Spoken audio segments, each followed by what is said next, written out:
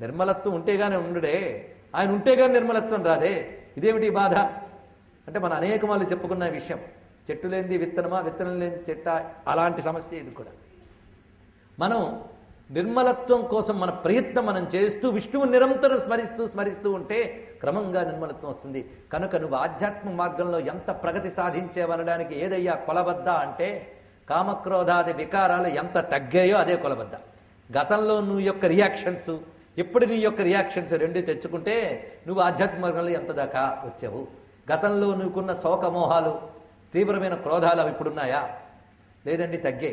అప్పుడు ప్రధానికి చలించిపోయి భోర్మి నేడ్చేవాడిని, ఇప్పుడు నిశ్చలంగా ఉండగలుగుతున్నా. శోకాన్ని జయించాను, మోహాన్ని జయించాను, ద్వేషాన్ని జయించాను అంటే నిర్మలుడు అయినట్టే. అన్నీ జయించాను, అహంకరించే మళ్ళీ ప్రమాదం, అది కూడా జాగ్రత్త పడాలి అన్నీ కూడా. కనుక జాగ్రత్తగా చూసుకుంటూనే మన ప్రయత్నం వెళుతూ ఉండాలి. ఈ విధంగా శాసించాడయ్యా. యమనియమ విధూత కల్మషాణం అనుదిన మత్స్యత సక్త మానసానం అపగత మదమాన మత్సరాణం వ్రజభట దూరతరేణ మానవానాం. యమనియమ విధూత కల్మషాణం, యమనియమాల ద్వారా పాపాలను పోగొట్టుకుంటారు వాళ్ళు అన్నారు ఇక్కడ.